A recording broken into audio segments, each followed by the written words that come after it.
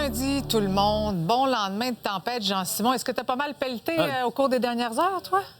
Oui, je t'ajoute pas mal. Ça va relativement bien. Mais je sais qu'il y en a pour qui la situation est pire que d'autres, hein, selon la région où est-ce que vous êtes. Bien, écoute, on a reçu quand même, Jean-Simon, en 2 tempêtes, l'équivalent de tout le mois de février en termes de précipitations. Grand Montréal, c'est là qu'on a reçu la plus grande quantité de neige dans les dernières heures. On parle quand même d'une 40aine de centimètres qui s'ajoutent finalement à ceux de la dernière tempête. Donc, ça en fait pas mal. Et à Québec, vous avez été un peu plus épargnés quand même, là. Ouais, à Québec, on a reçu entre 20 et 25 cm. Je te dirais que la Rive-Sud, il a goûté plus. Lévis, La Beauce, Bellechasse, vers l'Est également, où est-ce que c'est encore compliqué? Je me tourne maintenant vers ma collègue Lila sur le terrain. Alors, les équipes de la Ville de Montréal qui sont à pied d'œuvre, bien sûr, pour dégager les rues ou pour tenter de les dégager, je devrais dire. Oui, et absolument, Marie-Christine, comme tu disais, c'est quand même 2 tempêtes là, qui se sont suivies, donc c'est beaucoup de neige.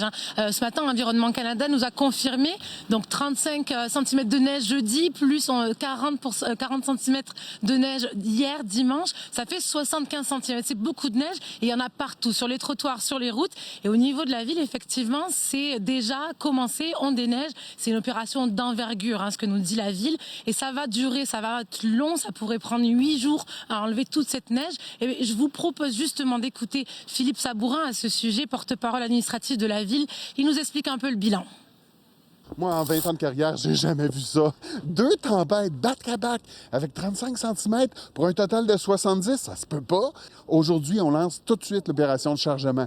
Attention, on s'en vient peut-être près de chez vous. Surveillez les panneaux. S'il y a un panneau, on tasse l'auto, on fait place à nos équipes. On n'a pas de temps à perdre. On a 8 jours de travail devant nous et on ne sort pas évident si on peut attendre la semaine prochaine.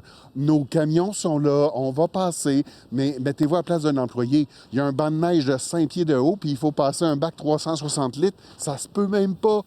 Justement, pour aider aux opérations, Lila, il faut donner, en tout cas, il faut essayer de donner un coup de pouce au col bleu, là.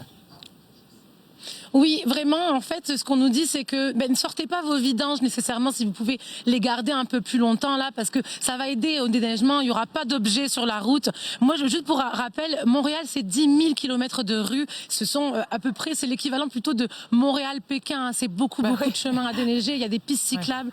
Donc, courage à toute la ville de Montréal et puis courage à vous tous aussi pour déneiger devant chez vous. Bien, Lily, on le voit vraiment bien autour de toi, Lila, pardon, la rue, il y a énormément de neige, c'est difficile de circuler dans les petites rues à Montréal, donc il faut être prudent.